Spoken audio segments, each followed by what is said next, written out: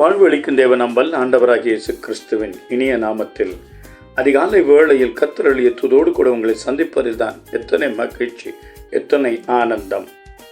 எரேமியா தீர்க்க தரிசன புத்தகம் 51:20.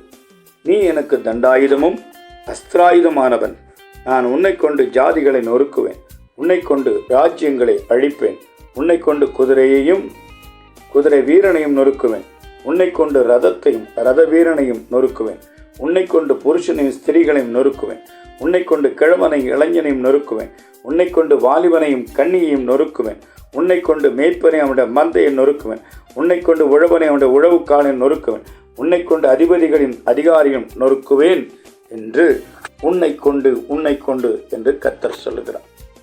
பாபிலோனுக்கு விரோதமாய் சொல்லப்பட்ட ஒரு வார்த்தை தேவன் தம்முடைய ஜனமாகிய இஸ்ரவேலை கொண்டு, தம்முடைய ஊழியக்காரனாகிய எரேமியாவை கொண்டு கர்த்தர் சொல்லுகிற வார்த்தை உன்னை கொண்டு.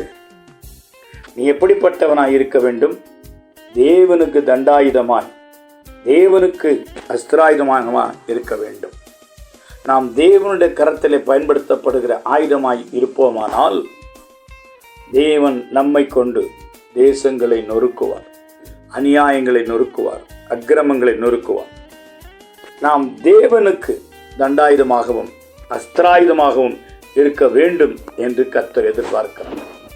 நீ தேவனுடைய சத்தியத்திற்காக, தேவனுடைய வார்த்தைக்காக, தேவனுடைய ரட்சிப்பிற்காக, அவருடைய பரிசுத்தத்திற்காக நீ வைராக்கியமுள்ளவனாய் இருப்பாயானால் உன்னை கொண்டு தேவன் நொறுக்க வேண்டியவைகள் ஏராளம். நீ தேவனுடைய கரத்தின் ஆயுதமாய் இருப்பாயானால் சகலமும் நொறுங்கி போகும். தேவனே அதை நொறுக்கி போடுவார். உன்னை கொண்டு தேவன் நொறுக்கி போடுவார். ஆனால் நீயோ அநேக காரியங்களில் நொறுங்குண்டவனாகி இருக்கிறார். நொறுக்க தெரிந்த கர்த்தருடைய பிள்ளையாகிய நீ நொறுங்கி இருப்பது ஏன்? நீ எழும்பு, உன் வல்லமையை தரித்துக்கொள், உன் விசுவாசத்திலே உறுதியாயிரு, உன் பரிசுத்தத்தை ஆயுதமாய் அணிந்து கொள். உன்னை கொண்டுதான் தேவன் எல்லாவற்றையும் நொறுக்குவார்.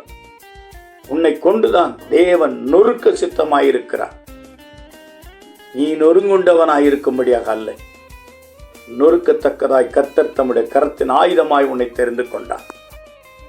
அன்பின் பரலோக பிதாவே, நாங்கள் உமக்கு தண்டாயுதமும் அஸ்திராயுதமாயிருந்து உலகத்தில் நொறுக்க வேண்டிய எல்லாவற்றையும் நொறுக்கி உம்முடைய ராஜ்யத்தை கட்டி எழுப்ப எங்களை அர்ப்பணிக்கிறோம்.